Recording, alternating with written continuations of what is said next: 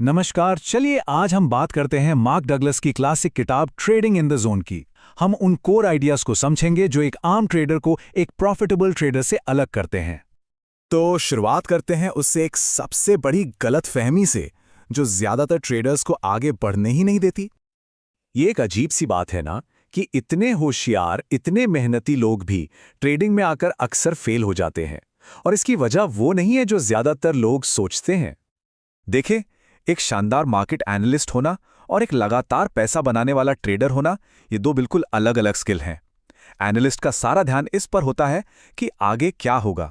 वही एक कामयाब ट्रेडर का फोकस होता है बस अपने सिस्टम को सही तरीके से चलाने पर। यह खेल एनालिसिस का कम और माइंडसेट का ज्यादा है।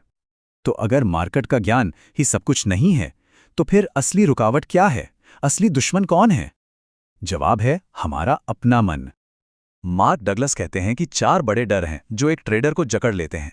गलत होने का डर, पैसा गंवाने का डर, कोई मौका छूट ना जाए इसका डर, जिसे हम फोमो भी कहते हैं, और ये डर कि कहीं प्रॉफिट जल्दी तो नहीं ले लिया। इन डरों की वजह से दिमाग बस वही देखता है जो वो देखना चाहता है, असली मौका नहीं। और जानते हैं इसी डर का नतीजा क्या होता है?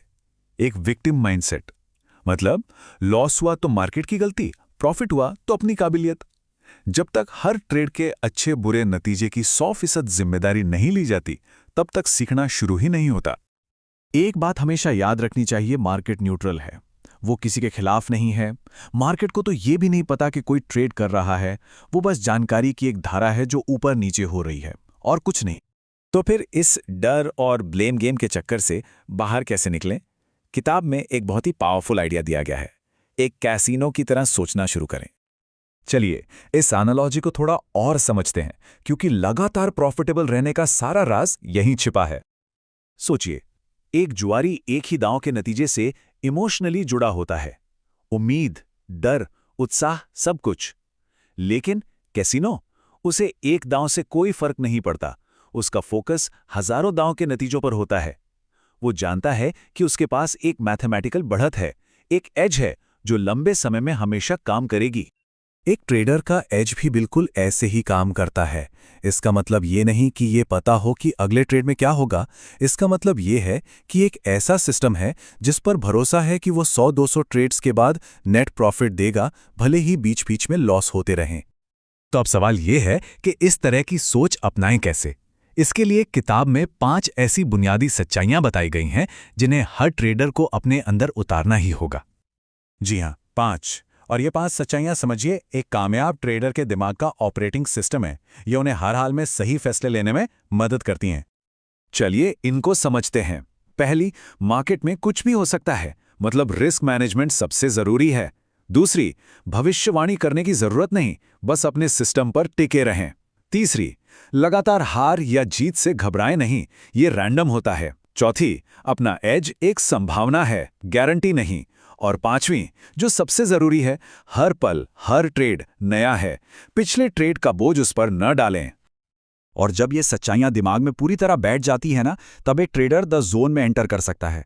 ये एक ऐसी मानसिक अवस्था है जहां परफॉर्मेंस अपने चरम पर होती है। इसे समझने के लिए एक छोटी सी कहानी लेते हैं कि कैसे हमारे पुराने अनुभव हमारे आज के फैसलों पर असर डालते हैं। मान लीजिए एक कुत्ते ने एक बच्चे को काट लिया। अब हुआ क्या? उस बच्चे के दिमाग में एक दर्दनाक कनेक्शन बन गया है।